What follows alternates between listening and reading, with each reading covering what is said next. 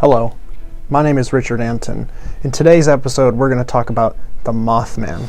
We're going to head to Eliza Kirby to check out this mythical creature. Hello, I'm Eliza Kirby, and I'm a Lepidopterologist, which basically just means that I enjoy researching moths and butterflies. Emphasis on the moths because they have less of an ego than the butterflies do. And the butterflies, they know it.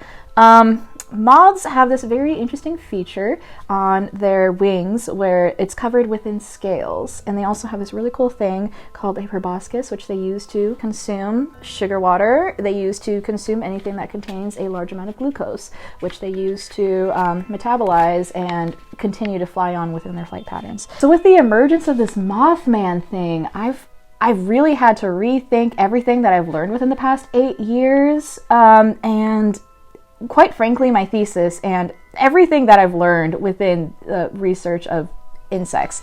Because, think about it. Mothman is a very large humanoid, and that means that he must consume a gargantuan amount of calories in order to upkeep his physical metabolism. Does he have a proboscis? Does he, sugar water, or what does he eat? I'm very confused and concerned because this violates everything that I have accumulated over the past 8 years and come to believe. Nonetheless, does he have a giant proboscis? Or does he use his hands to all of the sugar water that he finds? Also, where does he find such copious amounts of sugar water?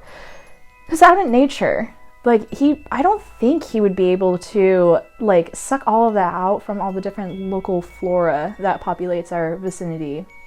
Unless there's, an 8-foot flower that I'm unaware of or something.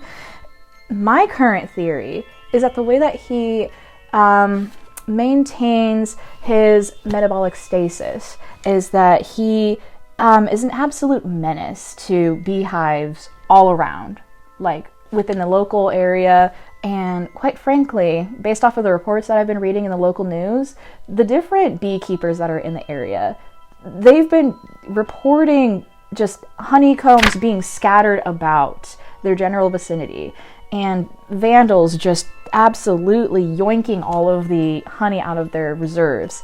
So I think that this Mothman guy is going over and he's just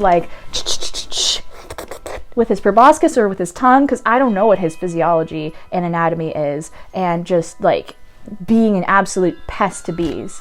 Do not get me wrong. I don't mean that he is a bee that is a pest. I mean that he is a pest to the bees. What was the question again? I don't remember.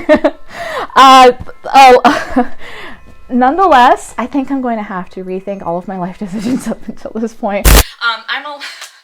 I'm Eliza. See you later. And that's all the time we have today. Thank you so much for joining us on this new adventure, and we will see you next time to talk about our next creature.